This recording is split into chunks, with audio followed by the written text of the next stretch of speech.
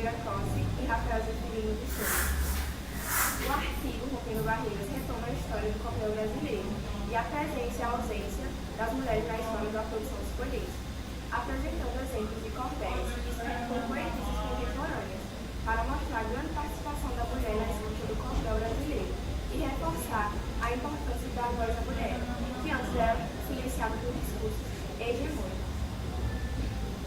O objetivo do artigo é resgatar o lugar da escrita feminina no cordel, destacando o nome de algumas mulheres cordelistas que não foram citadas pela história e nem pela crítica durante muitas décadas. Também permitir que os leitores tenham o direito de conhecer e desfrutar da arte do cordel, composta e declamada por mulheres e homens. O artigo apresenta pesquisa de cunho bibliográfico, resultado de uma leitura bibliográfica e das análises de folhetos de autores como Salete Maria, Galinha da Cunha, Ivonete Moraes, Érica Monteiro e várias outras que foram citadas na pesquisa. Com relação à história do cordel brasileiro, a passagem da oralidade à escrita teve no início do século XIX. Muitos pesquisadores consideram Leandro Gomes de Barro o pai do cordel, em razão de Leandro imprimir regularmente folhetos desde 1893, e Silvino Pirauá de Lima, o primeiro a acrescentar a cestilha e publicar o primeiro romance do cordel, História do Capitão Navio. Somente em 1938, que uma mulher escreveu e publicou seu primeiro folheto de cordel, intitulado O Violino do Diabo ou O Valor da Honestidade. Maria das Neves Batista Pimentel publicou suas obras em nome de seu marido, Altino Alencar Pimentel, pois, segundo sua filha, na época, não tinha mulheres no cordel. Com o pseudônimo do seu marido, os folhetos foram editados e tiveram um grande sucesso. Somente na velhice que ela pôde ver seu nome reconhecido na autoria de seus folhetos. O contexto de seus folhetos foi marcado por uma sociedade matriarcal que destinava a mulher ao mundo restrito do lar. Além disso, a poesia popular era vivida por todos, mas assinada exclusivamente por homens. O cordel de autoria feminina é enriquecedor por trazer uma linguagem e experiências técnicas cheias de temáticas atuais da sociedade. Entretanto, a história não mostra essa representatividade. De acordo com Oliveira, a exclusão da mulher no mundo cordelizado deu-se também em razão de uma ideologia que impedia a inclusão social da mulher nos estudos clínicos. Os versos do cordel, Mulher Também Faz Cordel, de Salete Maria, testemunham bem esse aspecto da história da literatura do cordel. Eu vou ler aqui para vocês. A mulher não se atrevia desse campo transitar, por isso não produzia, vivia para seu lar. Era um homem maioral, vivia ele afinal, para muitos desbravar. Nas cantigas de Miná, na contação de história, estava a negra a rezar, a velha e sua memória. Porém disso não passava, nada ela registrava para sua fama e glória. Salete Maria. É possível afirmar que o apagamento das mulheres na história do cordel, que pendurou durante muitos séculos, ainda precisa se combater. E não devemos somente consumir textos escritos por mulheres, mas também nos questionar os papéis das personagens femininas nas histórias, porque muitos ainda seguem no imaginário de que mulheres são indefesas e submissas, ao invés de reforçar a ideia de liberdade e força. O segundo artigo que eu li foi o livro delas, Autoria Feminina no Cordel, Cantoria e Gravura, que foi escrito por Francisca Pereira dos Santos.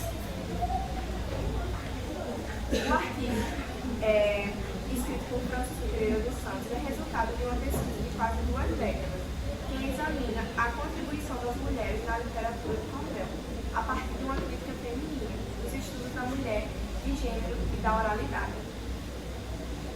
O objetivo do artigo é reescrever a história desse campo, que por muito tempo foi dominado por homens. A pesquisa analisa a presença das mulheres no campo da cultura popular, com enfoque no cordel, na estilogravura e na cantoria. Para entender esse campo, a autora aborda diversos elementos, considerando poetas, estilogravores, editores, congressos, editores, festivais, livros, coleções, acervos e muitos outros elementos. Francisca Pereira reuniu provas documentais da existência das vozes de autoria feminina para mostrar a grande participação das mulheres desafios ao se libertar da visão estabelecida pela historiografia oficial da cultura popular, descobrindo uma nova realidade e traçando seu caminho de pesquisa. O olhar para o passado revelou que sempre houve mulheres poetistas no campo, embora excluídas do letramento e de determinados espaços públicos. Elas também participavam da produção de folhetos. De acordo com Santos, as autoras femininas do cordel e na cantoria nordestina abordavam uma variedade de temas, incluindo amor, religião, política, crítica social, humor, entre outros. A existência e a revelação dessas vozes poéticas trazem à tona outra história da poesia nordestina, questionando ao menos dois discursos construídos sobre ela: o androcentrismo, centrado ao homem, e o escriptocentrismo, considerado apenas o espaço da escrita e excluindo a oralidade. Além de cantadoras repentistas, famosas do passado, houve mulheres cordelistas, que conseguiram publicar folhetos desde o início do século XX, como Maria das Neves Pimentel, na década de 1930, e Maria Taíde, na década de 1940, ambas filhas dos maiores editores de folhetos, respectivamente de Francisco das Chagas Batista e João Martins de Ataíde. Ao longo das décadas, cita-se Josefa Maria dos Santos, que publicou nos anos 50, Zaraia Dantas, nos anos 60, Maria José de Oliveira, nos anos 70, e Josia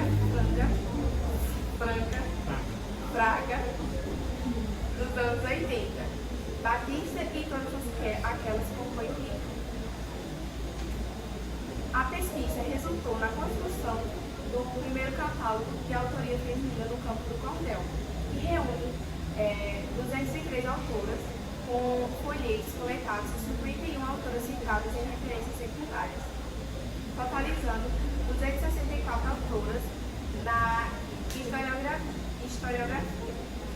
O conjunto de 785 folhetos e 109 citados em textos diversos, somando 894 cordéis. Nesse catálogo, 38 ilustradores em estilogravuras e 62 cantadoras repentistas foram identificadas. Francisca Pereira dos Santos também discute a importância das duas abordagens críticas do discurso vigente e revela a existência de uma matriz da voz poética feminina nordestina. Antes de passar para a nossa cordelista, eu vou falar um pouquinho sobre ela. Quem é Daniela Bento? Daniela Bento Alexandre é natural de Limoeiro, do Norte, Ceará, e mora em Poço Redondo desde 2008. Poetista e contista premiada. Entrega diversas antologias literárias e é membro da Academia Sergipana do Cordel, sendo a atual presidente. Tem primado por uma literatura engajada das lutas sociais de povos semiáridos, feminismo e diversidades étnicos e racial, cultura e sexual. É autora de Machismo, o que precisa mudar, que foi publicado em 2015. O Feminismo, que carrego cotidiano em prosa e verso, e Amores de verso, e Coisas de Preto. É também coorganizadora e integrante da Antologia das Neves Ajuntas e primeira antologa do gênero cordel, genuinamente feminino. Agora eu vou passar a palavra para a nossa convidada. Bem-vinda, Daniela. Seja bem-vinda.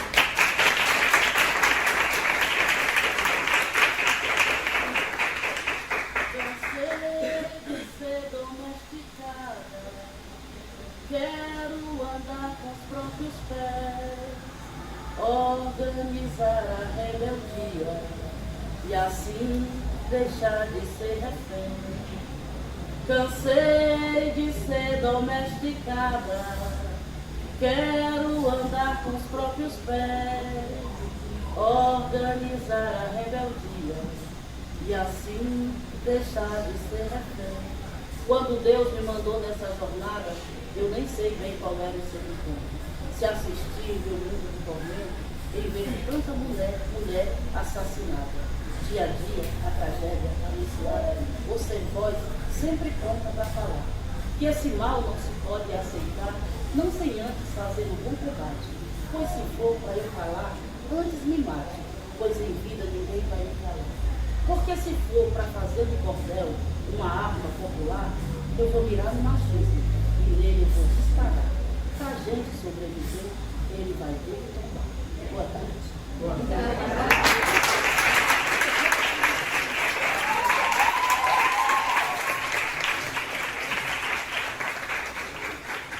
Obrigada, gente.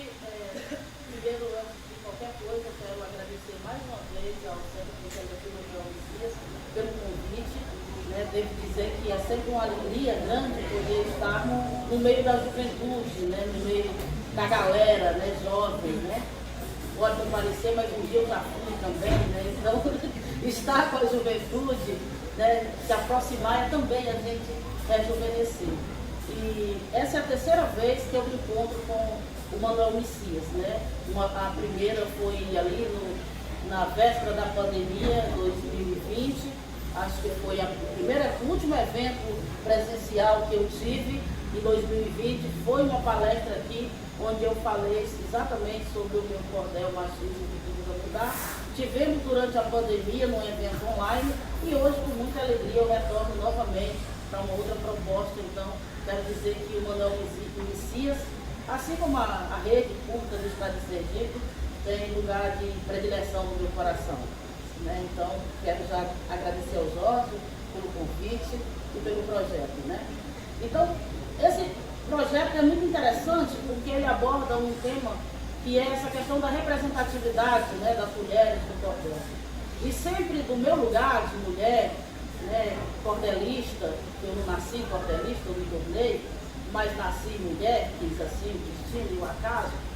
Então, eu vou me percebendo nesse lugar de que a mulher tem alguns aspectos e alguns direitos e deveres diferentes do homem.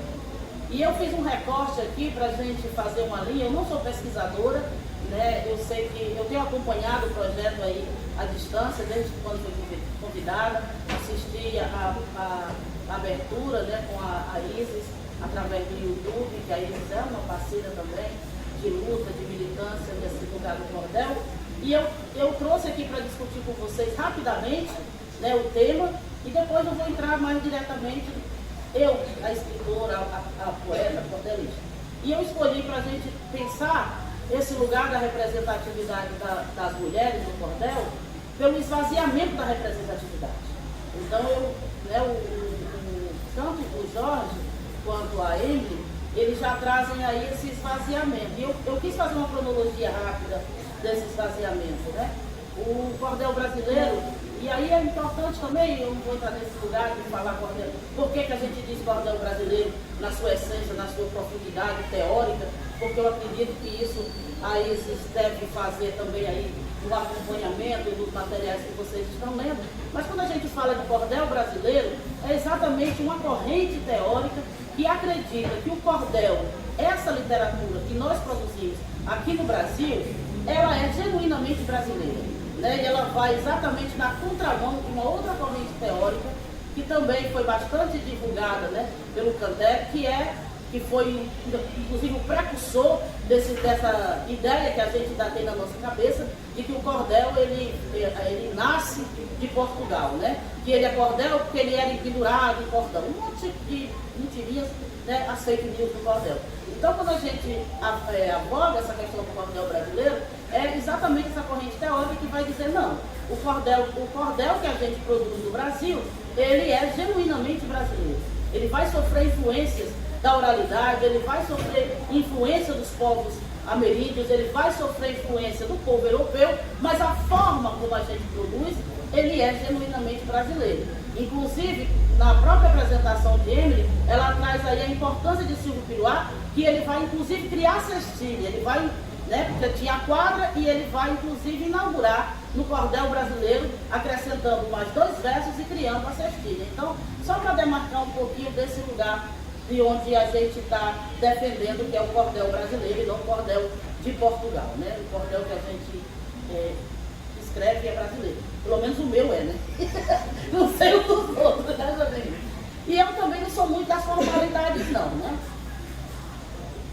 Eu criei aqui uma lama muito mais para orientar o próprio projeto, mas eu não vou seguir tudo a risca que está aí não. Mas a gente pensou, do ponto de vista da gente pensar a cronologia de antologias, né, no Brasil, antologias de cordel. Então nós vamos ter a primeira antologia de cordel em 1929. Né? Em 1929 nós vamos ter a antologia chamada Cantadores e Poetas Populares, que foi organizado justamente pelo pai de Maria das Neves, o Francisco Batista Pimentel. E nessa antologia não tem nenhuma mulher que integrasse essa antologia. Então, quando a gente fala da representatividade da mulher, nós estamos falando de dois lugares de representatividade. Uma é a falta da representatividade em antologias que o Jorge trouxe, e aqui a gente tem de 1929 a primeira antologia, que não consta nenhuma mulher. Nós vamos ter uma segunda antologia em 1964, portanto 35 anos depois a gente tem mais uma antologia, e também nessa antologia nenhuma mulher foi convidada a participar dessa antologia. Né? Vamos ter uma terceira em 1977. Esta que aqui vos fala em 77, que há 7 anos de idade. Olha, para vocês aqui de idade, que eu também estou finalzinha, viu? Não é porque agora eu não sou, mas eu já fui. Que foi organizada, essa de 1977, por Sebastião Nunes Pimentel, irmão de Maria das Neves. Será que ela não está nessa antologia porque eles não sabiam que ela produzia? Porque essa é uma narrativa muito forte que o machismo vem dizendo assim, as mulheres não produzem porque elas não aparecem, a gente não sabe onde elas estão. Mas será que o pai de Maria das Neves, que lançou, né, a primeira antologia, o irmão que lançou a terceira, não sabia que Maria das Neves produzia cordel? Essa narrativa se sustenta? Se sustenta ou não? Não. Então a gente precisa entender o que está por trás disso tudo aí, né?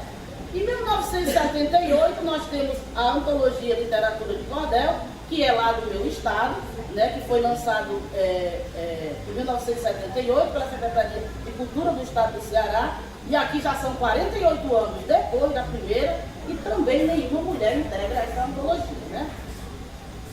E aí nós vamos ter uma antologia também lançada pelo Banco do Nordeste em 1982 e 83. Em 82 eles lançam uma versão, e em 83 eles lançam outro módulo dessa antologia, que aí da primeira já se faz 53 anos.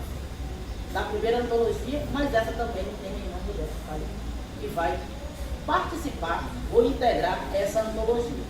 E por fim, nós vamos ter em 2017 uma antologia idealizada pelo Zeca Pereira, que é a Antologia de Cordelistas Contemporâneos, 88 anos depois, vai ter nessa antologia 6 mulheres.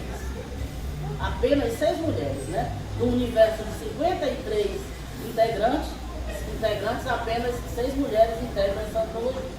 Eu faço esse preâmbulo das antologias para a gente chegar exatamente num divisor de águas, assim, dentro da literatura do cordel, dessa representatividade de mulheres no cordel. A gente precisa olhar a representatividade das mulheres, como eu já falei, pelo esvaziamento da presença dela, e olhando esse esvaziamento sobre a negação de um direito. A gente precisa entender que nós mulheres ascendemos ao espaço da escola muito tardiamente, diferente dos homens. Então muitas mulheres, elas eram inclusive ágrafas, ou seja, não dominavam a língua na escrita, mas sabiam produzir na oralidade. Então você tem aí um desafio que é do registro, porque muitos cordelistas também eram ágrafos, né, analfabetos, não sabiam escrever, dependiam de outros para registrar, e tinha o desafio também da publicação. Então Das Neves, quando a gente diz Das Neves é a primeira mulher que publicou cordel, não é que ela foi a primeira mulher a produzir cordel, mas ela tinha ali um universo favorável. Mesmo ela assinando com o nome de Altino Alagoano, ela era filha de um tipógrafo, né? Então o pai dela tinha tipografia, tinha os mecanismos da publicação. Então a gente precisa olhar esse universo do esvaziamento por um machismo que antecede a própria produção, que é o acesso das mulheres à escola. Né? Nós estamos falando de um século. Então, em 2018, como disse Isabel, deixa eu olhar aqui as palavras. Nós vamos, eu e Isabel Nascimento, a partir da Academia Sergipana de Cordel, nós vamos organizar essa antologia, que é das neves às nuvens, que é essa antologia aqui, que é dela que eu quero partir para começar a falar também sobre as minhas obras, né? Então essa é a antologia das neves às nuvens, primeira antologia das mulheres no cordel sergipano. Essa antologia, ela é um marco no cordel brasileiro. Por que, Daniel? Porque ela é a primeira antologia que integra 17 mulheres. Ela é uma antologia toda composta, aqui não tem nenhum homem que integra essa antologia. Ela é uma antologia que foi produzida toda por mulheres, organizada, pensada, idealizada, e suas integrantes são todas mulheres. E o que é que isso tem de diferente das outras? Se todas as outras eram só homens, a gente resolveu, e Maria das Neves Pimentel não pôde assinar a sua obra, né? A gente fez, portanto, no aniversário dela, né, que seria o aniversário de Das Neves, a gente, no ano que marcava os 81 anos, 81 anos de Das Neves, a gente resolveu fazer esse desagravo. 17 mulheres produzem seus cordéis, assinam seus cordéis, publicam e prestam essa homenagem a Maria das Neves Pimentel. Foi um rebuliço essa antologia. Foi um rebuliço no cenário do cordel brasileiro. Por que só mulheres? Houve, inclusive, manifestação de cordelistas homens querendo, portanto, agora lançar uma antologia só com homens, como se todas as outras que antecederam não tivessem sido, né? Então, teve do mesmo jeito o pessoal, cordelistas, botando nos grupos de cordel que precisava, portanto, se criar um movimento machista do cordel. Então, de tudo que vocês puderem entender de debate, de negação dessa antologia, nós tivemos. Lógico, tivemos muito apoio também, né? O jornal deu muita visibilidade e circulou essa antologia, inclusive ela é esgotada, né? Ela não existe hoje. Quem tiver essa antologia aqui, pode-se dizer que tem uma relíquia, porque ela esgotou e a gente não tirou uma outra edição. Então quem tem, quem não tem, fica na saudade. Dia sim, dia também, eu recebo pedido de gente querendo comprar essa antologia e eu digo, não tem. Acho que vou começar a vender o PDF. Então, isso abriu um debate no cordel muito grande. Que debate é esse, Daniel? As narrativas. Que narrativas que a gente quer contar no cordel brasileiro? Né? Será que a gente vai continuar 100 anos de cordel, ainda onde o negro seja piada do cordel, onde a mulher seja piada do cordel, onde as capas do cordel, né, nessa representatividade, as capas do cordel sejam extremamente machistas, né, de mulheres expostas nuas? Então, assim, a gente começou a trazer esse debate para dentro do cordel e isso incomoda. Mas eu quero destacar aqui alguns resultados dessa antologia, né, que eu destaco, que ela é a primeira antologia genuinamente composta por mulheres, o registro como a condição do não apagamento dessas narrativas. Então, assim, as 17 mulheres que integram essa antologia, elas jamais serão apagadas da história do cordel. Daqui a 200 anos, se alguém for pesquisar a história do cordel brasileiro, vai ter que se debruçar sobre essa antologia e sobre essas 17 mulheres. Por quê? Porque ela está registrada na Academia Brasileira de Letras, que é o ISPN. Então, dificilmente a gente vai ter essas obras aqui como autores desconhecidos, né? Antologias anteriores, nomes como Alda Cruz, Salete Nascimento, Isabel Nascimento, Ana Reis, que são cordelistas de extremo renome nacional, não estavam em nenhuma dessas antologias e integram essas. E trouxemos também um debate sobre a importância de Das Neves como mulher para o cordel brasileiro. Todo canto a gente escuta que o cordel brasileiro, Leandro Gomes de Barros é o pai do cordel. E quem era a mãe? Nós não tínhamos uma mãe do cordel. Então a gente delegou Das Neves Pimentel, a matriarca do cordel. E depois disso, outros estados começaram também a desenvolver atividades aonde foram celebrar as mulheres cordelistas e também fazer referência a outras mulheres. Porque esse cordel, além das 17 mulheres que a integram, a gente presta uma homenagem a Ruana Inês, que é considerada uma das pioneiras, né, do feminismo literário na América Latina.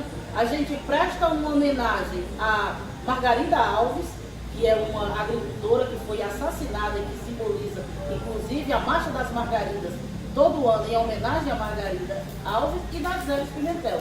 Então, além dessas que a integram, nós temos mais 3 mulheres que foram resgatadas e foram colocadas à disposição para que as pessoas pudessem conhecer. E aí nós tivemos em 2020 o lançamento da coleção 10 Mulheres Potiguares, feita lá pelas meninas do Rio Grande do Norte. Em 2020 também foi lançado a antologia 82 anos de publicação feminina da literatura do cordel, que é esse daqui, que foi organizado pela Graciele Castro, onde eu também tenho um cordel aqui. E a mudança no cenário das mesas e eventos. Ficou feio para os eventos de cordel as pessoas chamarem só homens para as mesas. Então isso foi um marco que essa antologia trouxe para nós. E aí eu quero registrar aqui 2 estrofes desse meu cordel que já diz um pouco de onde é o lugar que eu escrevo. Que eu digo assim: vem na trilha da história o folheto de papel, no pavão misterioso a vida de Rapunzel, literatura do povo batizada de cordel. Faço sempre do meu verso uma arma para lutar, apontar para o machismo que vive a nos maltratar. Minha rima é diária, de tanto para se pautar. Então, essa era a primeira parte que eu queria trazer, que era do universo das antologias. Eu não sei se a gente abre antes ou se no final, como é que é. Se tem perguntas, se vai tudo pro final, completa tudo, né? Hã?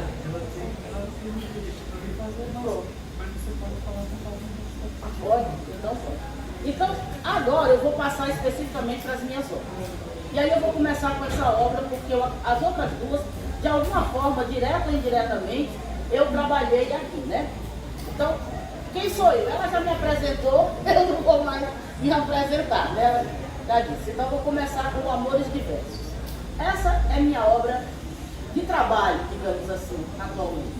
Quando minha irmã, inclusive, que está aqui, Gabriela, e minha sobrinha neta, Marielle, que está ali muito concentrada no celular da vovó, né, meu amor? Ela disse... Eu começo no verso livre, né, no verso branco. E ela disse assim para mim hoje, no café da manhã: Dani, você não escreve mais daquele jeito que você escrevia sem ser cordel? Eu disse: escrevo. Mas o cordel, para mim, ele é a minha militância. Eu sou uma mulher negra, né? Eu sou uma mulher lésbica, eu sou uma mulher da periferia do mundo, por 2 razões. Por que eu digo que eu sou da periferia? Nós somos da América do Sul, que é considerado periferia do mundo, e eu sou nordestina, que é considerado periferia do Brasil, e eu sou do interior do estado do Ceará. Então eu sou uma mulher periférica em todas as dimensões. Sou uma mulher que nasci numa comunidade bastante desassistida, né? À margem, né? Uma comunidade, digamos assim, marginal, quando eu digo, porque estava à margem dos direitos do que a gente precisa. E é desse lugar que vai me forjando. Eu nasço de uma comunidade onde as mulheres são analfabetas, onde as mulheres também não escreviam. E a mim, eu tive a oportunidade de aprender a ler e a escrever. E tive a oportunidade de muito cedo escrever as cartas para essas mulheres. Então, quando eu vou ascendendo intelectualmente, porque economicamente eu estou lascada, mas intelectualmente, eu entendo que essa minha intelectualidade, ela precisa estar a serviço de denunciar alguns descasos sociais. E aí eu dedico, por isso que diz, toda a minha obra, seja ela no conto, seja lá na crônica, seja na prosa, seja no verso, ela está dedicada a essas questões sociais. E esse é um cordel que eu faço, que é um manifesto ao direito de amar, ao direito às pessoas da comunidade LGBTQIA+, ao qual eu integro, né? Então, eu quis escrever esse cordel como uma oferta também de pedido de respeito. E eu queria pedir licença aqui para me fazer algumas estrofes desse cordel. Vocês permitem? Antes de ler as estrofes, eu quero dizer da alegria de ter a apresentação dessa obra feita por Isis da Penha e o prefácio por Linda Brasil. Né? Então, eu acho que eu precisava desse crivo também, de outra pessoa da comunidade LGBT que entendesse se essa era uma obra que valia a pena como manifesto. Né? E dedico essa obra à minha mãe. E eu digo assim, de mãos dadas com o verso, casada com a poesia, peço a Deus inspiração e força na travessia para narrar dor e amor, causando sinestesia. Eros, nosso Deus do amor, aplicou-me uma vacina, bagunçou meu coração, mesmo eu quase uma menina. A paixão me dominou, eu segui a minha sina. A Oxum é testemunha das vezes que me culpei, que chorei bem caladinha, quanto amor silenciei. Fazia oração novena, muito tempo sufoquei. Do rabisco no caderno e nunca poder falar, a paixão me consumia do dormir ao acordar. Eu rumava à igreja para em penitência orar. A vida seguiu o curso, eu calando esse doer, buscando uma explicação para todo esse querer. O medo me consumia, ninguém podia saber. Ficava toda sem jeito, sempre que alguém me cobrava. Com tanto menino lindo, porque eu nunca namorava. Olhava para os meninos, porém nenhum me agradava. Sei sentir de modo igual a muitos de pouca idade, aquele alvoroço todo com o amor da puberdade, mas o meu fugia à norma da sociedade. A seta no coração em mim causava agonia. Pulava, cambalhotava, toda vez que ela sorria. Quando me pedia um lápis, de medo logo queria. Eu, em matéria de amar, sempre ficava calado. Como podia falar? Meu sentir era piada. Macho e fêmea, sapatão, era assim denominado. Eu senti no meu silêncio tudo o que você sentiu. Porém, sem poder dizer, o meu opinião sumiu e mesmo negando ao máximo, naquela hora explodiu. A família reunida na nossa sala de estar, o peito forte pulsava, eu precisava contar, pois amava uma menina, já não podia negar. Aqui um fato importante ao nosso silenciar. Podemos ser rejeitadas ou ser expulsas do lar, ser tratadas como loucas ou mesmo ter que apanhar. Entre choros, desafio, boa parte me acolheu. Minha mãe e a caçula foi o que surpreendeu, sendo minhas aliadas, tudo em mim renasceu.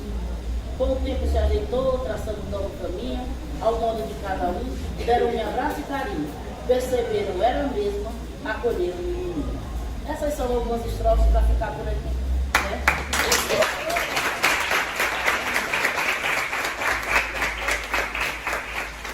Então, eu me emociono quando leio esse cordel, porque eu vou me deparando com essa menina assustada, eu vou me deparando com essa menina com medo, eu vou me deparando com essa jovem, e eu vou me deparando com os muitos corpos que eu vou tropeçando na sociedade dia a dia, né?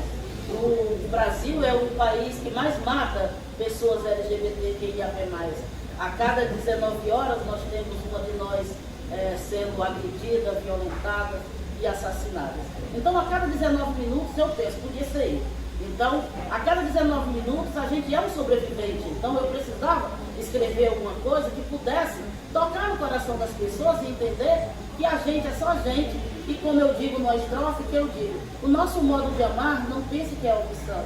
Ser homo, hétero ou trans, veja como condição. Ninguém manda no sentir, é coisa do coração. Então, esse é meu cordel de trabalho e é um desabafo, mas é também um pedido de respeito, né, por esses corpos. Ele vai mais adiante, aí a gente discute o papel da sociedade, o papel da escola nesse lugar de acolhimento. E no final, como é um cordel que eu trabalho pensando para a sala de aula, a gente tem aqui os dados de violência e trazemos também indicações de livros e sites. Então, esse é um pouco desse lugar da minha inspiração. O que é que me inspira, Daniela? Minhas lutas diárias, minhas batalhas diárias. Tem coisa de preto. Eu já trabalhei nessa escola no modo remoto, acho que vocês não sabem, não sei qual era a turma. Mas eu começo dessa pergunta, né? O que é coisa de preto? É ficar limpando o chão? Não ser líder do partido, nem chefe da redação? Se você só pensa assim, reveja a opinião. Então, coisa de preto é uma piada. Aqui quem tem a melanina um pouquinho mais chegada, ou quem não tem, gosta de fazer piada com os pretos, né? Então, a gente tem uma máxima na nossa sociedade que diz assim: preto só é gente quando está no banheiro, né? Que quando bate aí diz tem gente, ou preto só é gente quando morre. Então, é o quê?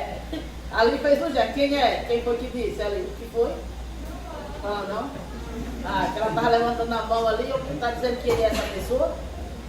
Então, para desconstruir esse lugar de coisa de preto, eu fui pegando exatamente uma ideia do que seria coisa de preto, né?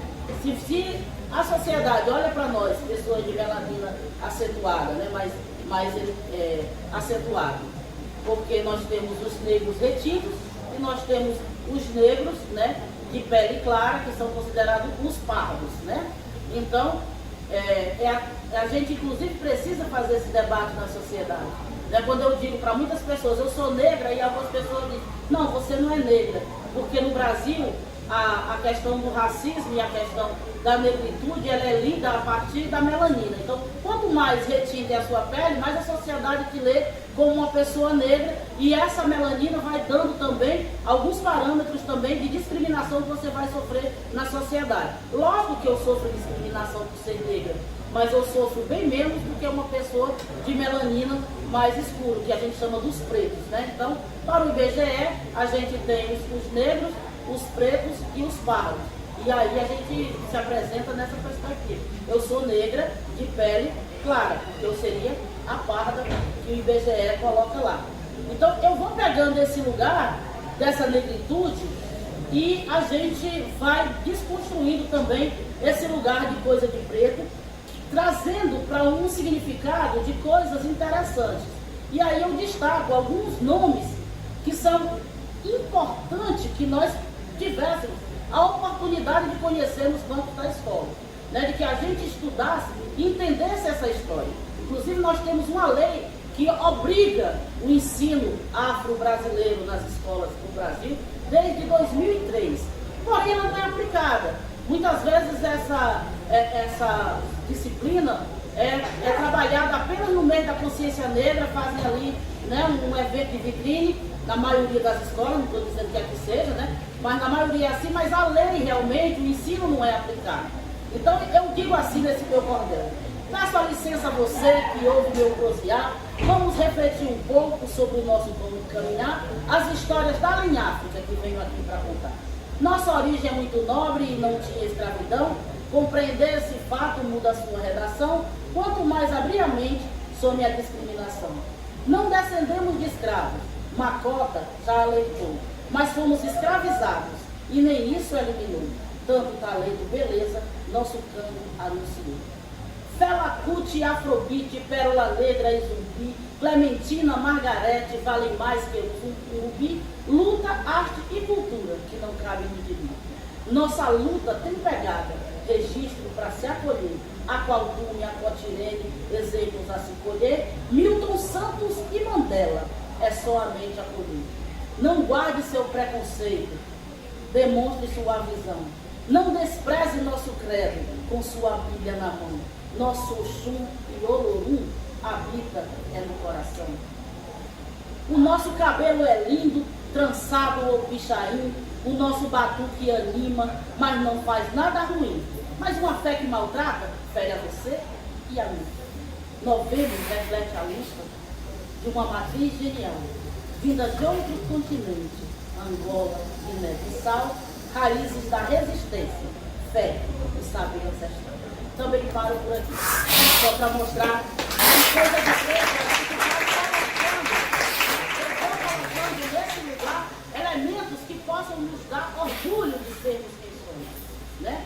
E aí tem uma estrofe que eu digo: navio negreiro trouxe no porão além do dor, né? Trouxe a capoeira, o batuque, trouxe um monte de coisa, a comida, mas a gente só vê os negros lá amarrados. Quando a gente vai ver nos livros de história, hoje até já melhorou, e eu posso dizer isso com profundidade, porque eu sou formada em história, né? Então, assim, quando o livro mostra, ele mostra logo um monte de negro nu, dentro do, né? Vai estudar o período a contribuição do negro só parte a partir do momento da escravização, né?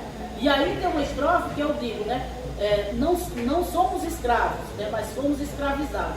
E isso faz toda a diferença. Muitos livros ainda hoje trazem o negro como escravo. Escravo é natural, escravizado é condição.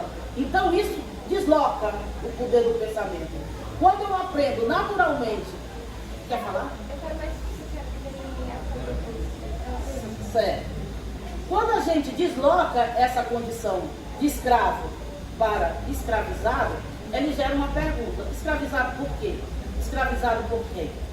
E aí, é uma coisa que tem uma pesquisadora que se chama Grada Quilombo, que ela vai dizer assim: a questão do racismo, a questão do preconceito racial no mundo é uma questão para os brancos explicarem.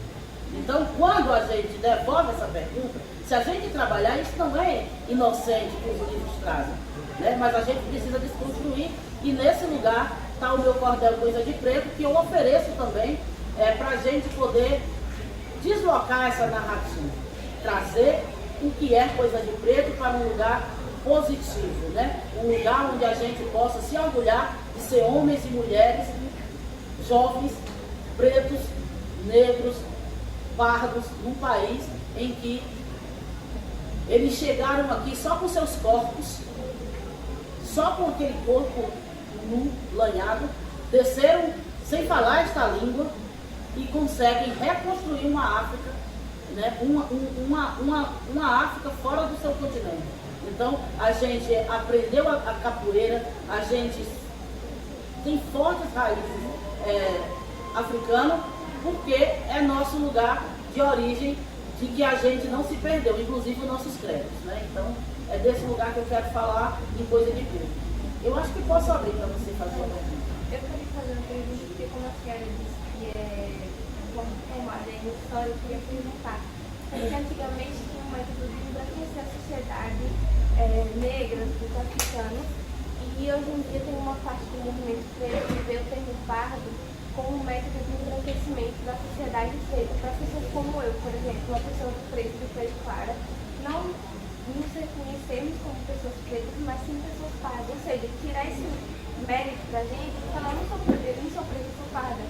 Então eu queria saber se a senhora acha que esse termo pardo seria um método de racismo estrutural para pessoas pretas deixarem de se reconhecer pretas e começar a se reconhecer como morena, como pardas, porque muitas pessoas, tipo assim, são pretas e falam: não, não sou preta, eu sou morena, eu sou parda. Eu queria saber qual a opinião da senhora sobre isso. Bom, qual é o nome? Beatriz. Beatriz. Olha, a gente precisa, essa é uma questão bem complexa de se explicar, mas eu vou tentar resumir aqui para você. O movimento preto, o movimento negro, não é que o movimento negro rejeite esse lugar do pardo, né? A gente, inclusive, esse é um debate do movimento negro. A gente dizer e se reconhecer que sou preta, de pele clara. Acontece que o IBGE, ele coloca lá, quando você vai fazer a pesquisa, você tem lá, se você é negro, você é preto, você é pardo. Para o IBGE, ele já entende que pardos e pretos é uma mesma categoria. Agora, o que é que o movimento negro está tentando desconstruir? Houve durante muito tempo esse debate dentro do movimento negro, dizendo que pardo era papel, porque queria que a gente, né, que o IBGE considerasse apenas essa categoria, né, negros e pretos, né? Negros para considerar os pretos de pele clara e o preto, os negros de pele retinta, porque aí eliminava essa história. Hoje o debate que a gente está tendo, e é lógico que existem alguns teóricos que estão discutindo essa questão com muito mais profundidade, e aí eu posso te dar uma que é a Carla Cotilene, ela tem trazido muito debate sobre essa questão. A questão é que o termo pardo, os brancos estão querendo se apropriar, como tudo, né? Como tudo. Então como é que eu posso medir de fato se eu sou uma pessoa parda, né? Porque pardo ele é só uma expressão para o IBGE, ele não é uma questão étnica propriamente dita, né? Então assim, quando você sofre discriminação, alguém já te chamou de preta fedorenta pela sua condição de parda, né? Essa é uma questão que aí é isso que o debate que a gente está fazendo.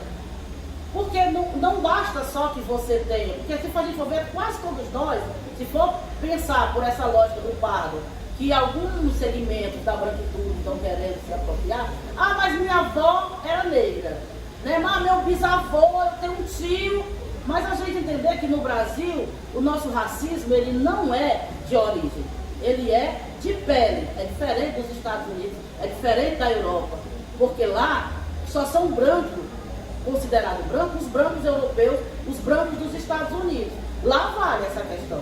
Uma gota de sangue negro e você já perdeu a sua condição de branquitude para eles lá. Para nós não. Então o que nós estamos discutindo, grosso modo, é esse lugar da apropriação do pardo.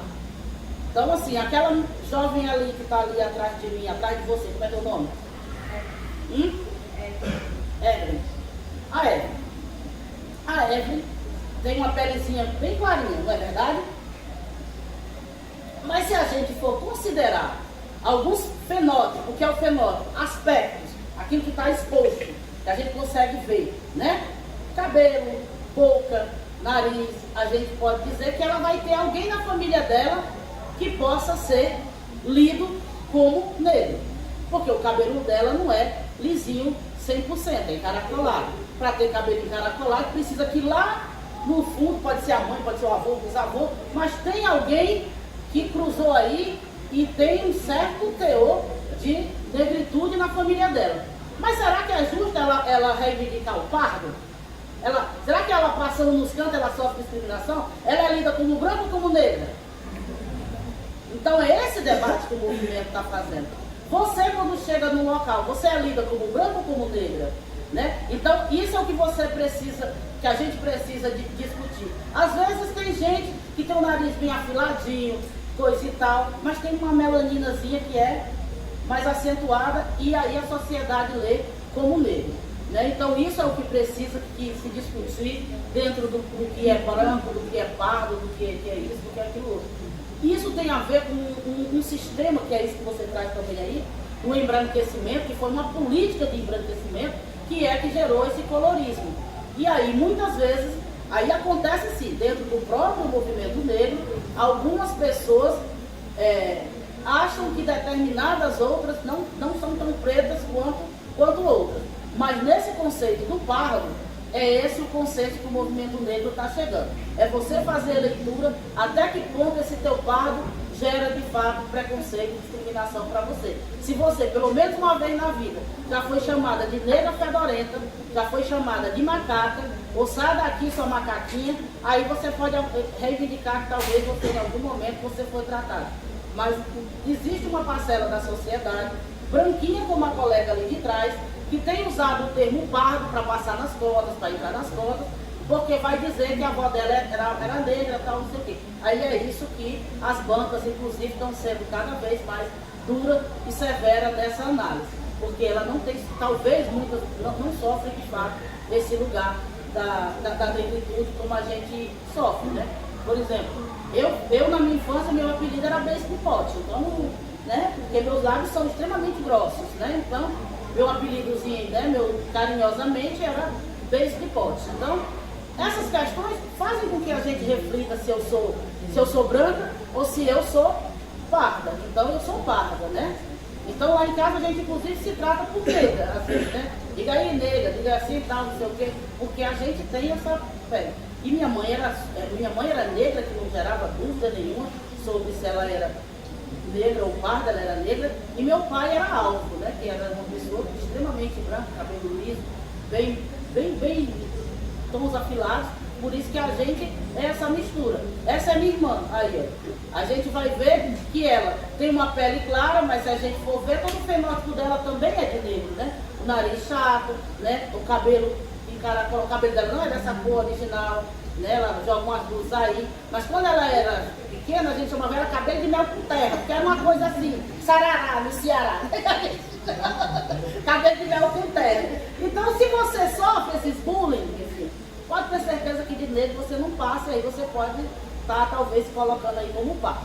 Eu acho, não sei se te fiz entender. O que nós estamos discutindo não são os pardos, ou seja, os negros de pele clara que estão entrando como pardo, ou se estão se declarando como pardo. Mas são os brancos, de melanina branca, que estão usando o pardo, justificando que a avó dele, a bisavó dele, um tio dele, mas ele mesmo não é. Então é isso que está aqui em jogo. Mais alguma pergunta? Então vamos embora. Pronto. E para finalizar, eu só quero destacar esse cordel, que é machismo, que precisa mudar, que esse foi um que eu já trabalhei aqui. E ela aqui citou bastante, né? Salete Maria. Salete Maria é uma das mulheres cordelistas que eu muito admiro e me inspira bastante, né? 3 mulheres cordelistas, eu sempre digo isso, me inspiram bastante, né? Que a gente precisa se colocar nesse lugar da inspiração. Então, tem Salete Maria, tem Isabel Nascimento e Helenilda Amaral. Helenilda Amaral é pernambucana, né? Lá de Afogados da Ingazeira. Então, são, digamos assim, as 3 mulheres no cordel que eu mais admiro. E eu tenho muito a honra primeiro de ter uma antologia organizada com Isabel Nascimento, você admirar uma pessoa e depois você organizar uma obra com ela, e ter um cordel meu prefaciado por Salete Maria.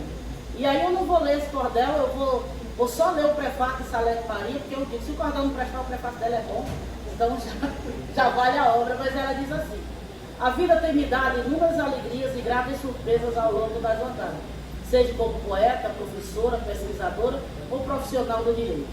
Uma dessas alegrias me chegou por meio de um convite da cordelista cearense sergipana, Daniela Bento, pelo WhatsApp. Ela me enviou um folheto de sua autoria.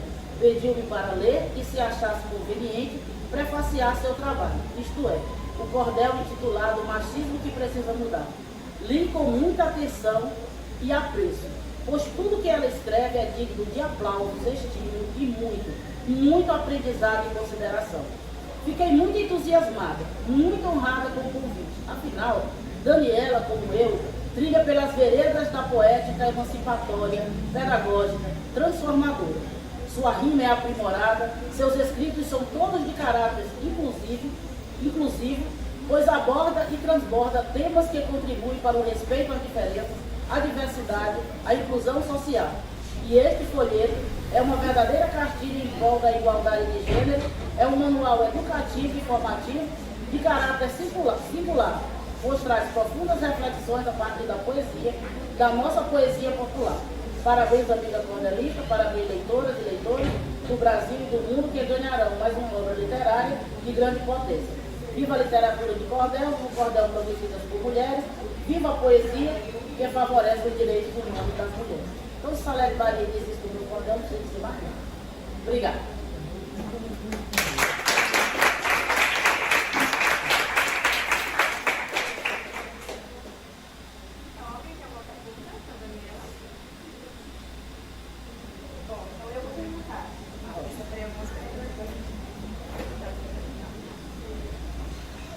Você poderia compartilhar como foi introduzido ao mundo do cordel e quem inspirou a se tornar uma cordelista? Existe algum autor em particular que influenciou essa jornada? Quem me inspirou a entrar no cordel, primeiramente foi a minha necessidade. Eu sempre digo que eu adentro o cordel por uma necessidade pedagógica. Eu sempre escrevi no verso branco, mas eu trabalho com agricultores, com agricultoras, com pescadoras, com marisqueiros. E eu precisava fazer com que esses temas chegassem até elas também, né? E aí eu vi no cordel uma possibilidade de ter uma linguagem mais acessível. Então foi a partir dessa necessidade pedagógica. Um dos grandes cordelistas que me inspiram, sem dúvida nenhuma, é Patativa do Assaré. Embora exista um debate aí que ele não seja cordelista, seja poeta maluco e tal, mas o meu contato com a rima veio de Patativa do Assaré. E eu sempre digo que, para mim, quando eu ouvi lá por volta de 7, 8 anos de idade, Patativa declamar esse verso, que ele disse assim: gravador que está gravando minha voz nesse ambiente, você grava a minha voz, o meu verso no repente, mas gravador tu não gravas, a dor que meu peito sente. Eu nem sei o que era isso naquele tempo, mas isso me marcou muito fortemente e eu fiquei com essa estrofe gravada na minha cabeça por vida, até eu entender que isso era cordel e que eu podia também escrever cordel com Patativa do Assaré. Mas das mulheres eu já disse quais são aquelas que me inspiravam, porque Patativa era algo intocável, isolado. E eu passei anos na minha vida pensando que só existia homens que escreviam cordel. Então, quando eu conheci essas mulheres que eu citei, em especial a Isabel Nascimento, eu entendi que eu também podia e comecei a mostrar minhas poesias para elas. E Isabel foi fundamental porque ela me acolheu muito no universo do cordel e disse que meu cordel era bom e eu precisava publicar. Então eu publico muito incentivado por Isabel Nascimento.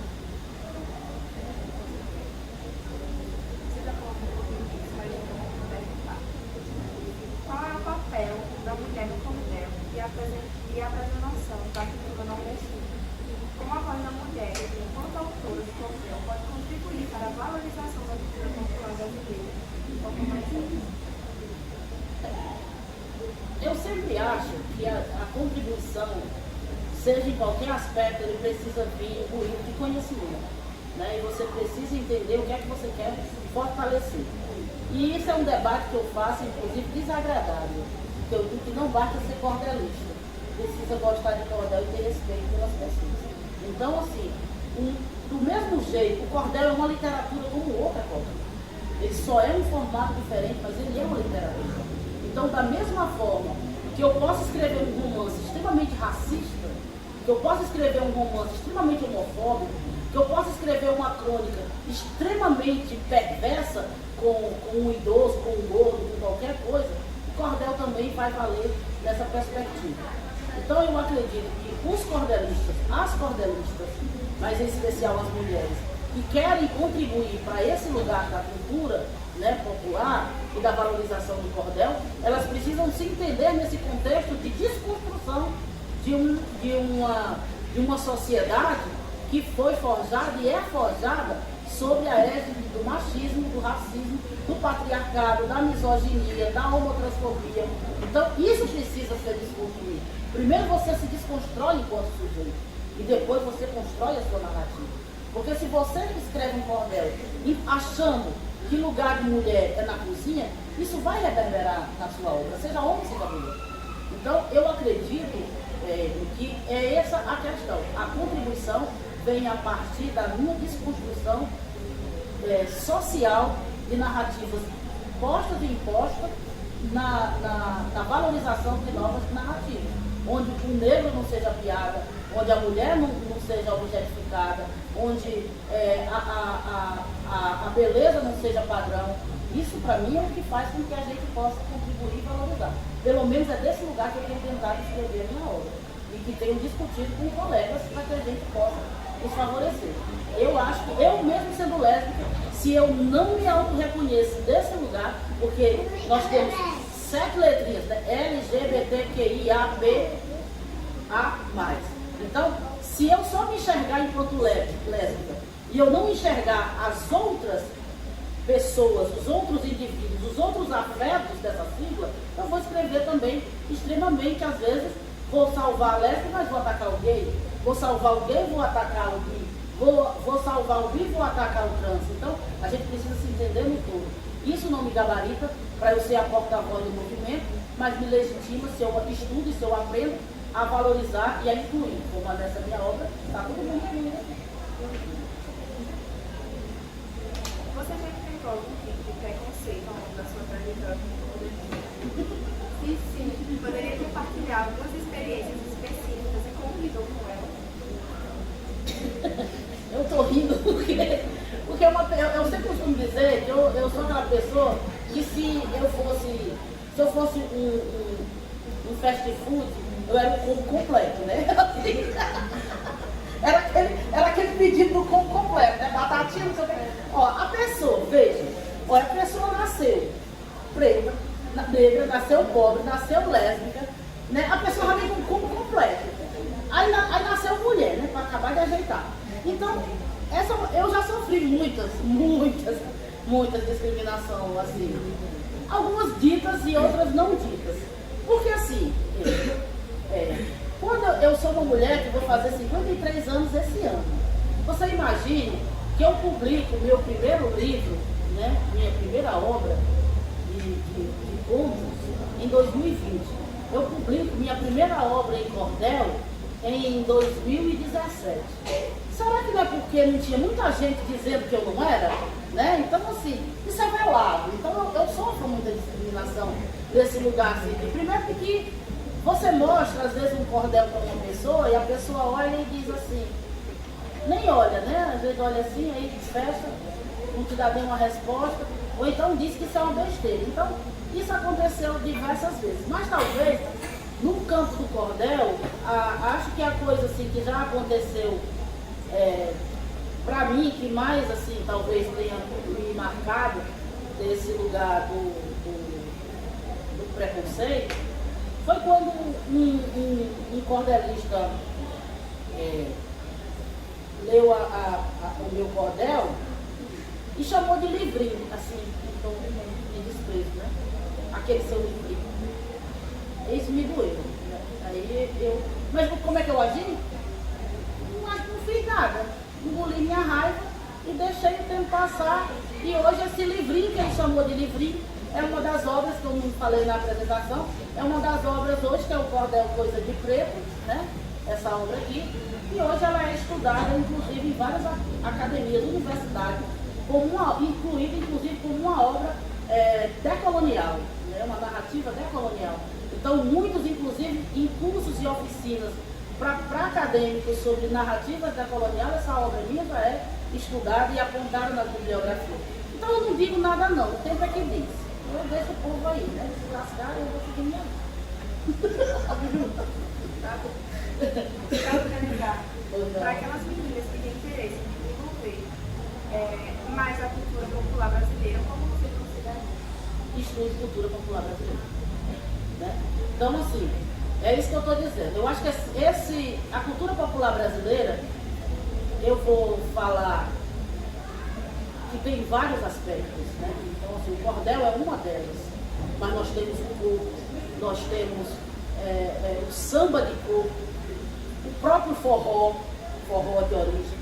A gente precisa conhecer e gostar, né? Hoje o cordel virou moda, então praticamente o cordel hoje, todo mundo quer fazer cordel, todo mundo quer ser cordelista. Mas às vezes tem muito poucas pessoas querendo estudar cordel propriamente dito. Cordel dá trabalho para você escrever. Cordel tem um rigor, cordel tem uma regra e não pode ser quebrada. Então não é porque eu rimei, né, papel com pastel que eu estou fazendo cordel. Né? Eu preciso entender a história do cordel. Eu preciso entender quem veio antes. E eu acho assim, se o meu lugar da valorização da cultura popular, eu preciso entender quem está fazendo cultura popular. E muitas vezes quem está fazendo cultura popular não está na grande mídia, né? Não está na mídia. Então, conhecer os grandes mestres da cultura popular que estão no anonimato. Posso citar aqui, por exemplo, alguém aqui conhece Dona Josefa do Sítio Alto? Não, né? Uma grande mestre da cultura popular lá em Simão Dias, uma agricultora do Quilombo Sítio Alto, que faz samba de coco, que faz poesia, que escreve cordel. Então, a gente precisa se aproximar desse ponto. Mas, por outro lado, a gente precisa estudar o que já está escrito. Tem muito material bom produzido nessa linha, né, de cultura popular. Não acredito que ninguém seja capaz de defender a cultura popular sem consumir cultura popular. Então, a gente precisa consumir. A gente precisa estar nos espaços de cultura popular. Então, no próprio São João, né, na festa tradicional, que se tornou cada vez mais comercial, sempre está lá um espaço escondido atrás, não sei de onde, a cultura popular propriamente dita, né? Que é aquelas pessoas que não vão estar no grande palco, e quem vai estar lá é o Gustavo Lima. Mas os que estão ali, né, no chão, né, dançando a sua quadrilha, fazendo o seu reizado, apresentando, essa é a cultura popular que a gente precisa se aproximar. Não vejo outra possibilidade, né, de defender. Veja, isso não é uma crítica, mas, por exemplo, a oportunidade que vocês estão tendo aqui, né, de estar debatendo temas como esse. Poucos estão aqui absorvendo isso. Será que eles vão poder, daqui a 1 ano, 2 anos, estar entendendo o que é cultura popular e defendê-la? Então, quando eu digo que você só tem um lugar de você, seja menino, seja a menina, que quer se aprofundar no tema, é estudando. E a gente pode estudar através do YouTube, a gente pode estudar através dos livros e a gente pode estudar também através das palestras das católicas. Só vejo esse lugar, não vejo outra possibilidade. Não vejo. Se tiver aí, o Jorge Henrique me explica que eu estou andando atrás. Não vejo outra, né? Então eu acho que é isso. E se as minhas considerações finais, quero agradecer mais uma vez a oportunidade. Gostaria de me despedir de vocês também, declamando um poema que não é cordel, mas é rimado, que eu gosto muito de declamar ele, porque eu acho que ele diz muito desse lugar da periferia que eu venho, né? E que talvez boa parte de nós, ainda que a gente não se reconheça nesse lugar da periferia, né? Que é uma brincadeira que eu faço com uma música de Cartola, né? Que o nome da música é Moinho. Vocês sabem o que é um moinho? Sabe o que é um moinho? Moinho é uma tritura, né? Cartola escreveu uma música chamada Moinho. E que é uma música que, inclusive, na sua essência, tem várias análises sobre essa música, mas que uma delas, inclusive, é uma análise dessa música dele. Seria um pouco um recado para a filha dele, né? Que a filha dele resolve sair de casa e aí, naqueles idos, né? Que aí a mulher, né, para sair de casa só saía casada, né? Então, ele canta essa música e ele diz assim: ainda é cedo, amor, mal começaste a conhecer a vida, já anuncias a hora da partida. Em pouco tempo não serás mais o que és. Ouça-me bem, amor, preste atenção. O mundo é um mundo, vai triturar teus sonhos tão mesquinhos, vai reduzir a ilusão a voz. E aí eu digo assim, isso é para nós, tudo povo da periferia. Ainda é cedo, amor, mas já sentiste o peso dessa vida, dos desmandos que rola lá em cima, apressando a hora da partida e fazendo teu sonho virar. Não sei bem se o mundo é um moinho, mas se for, não tritura só mesquinhas. Tem honesto pagando o desalento da justiça e do seu olho que só vive. O que rouba um prato de comer, ou quem compra sem grama no fiado. Que só prende o menino na esquina, mas não vê o mandante da chacina. Nem o pó, quando vem de helicóptero, envolvendo o Senado, o deputado, manda logo tornar o delegado, e sem ética tudo isso é assim. Ouça-me bem, amor, o teu sonho nunca foi mesquinho, mas o mundo dos covardes é um moinho, troca sempre nosso sonho.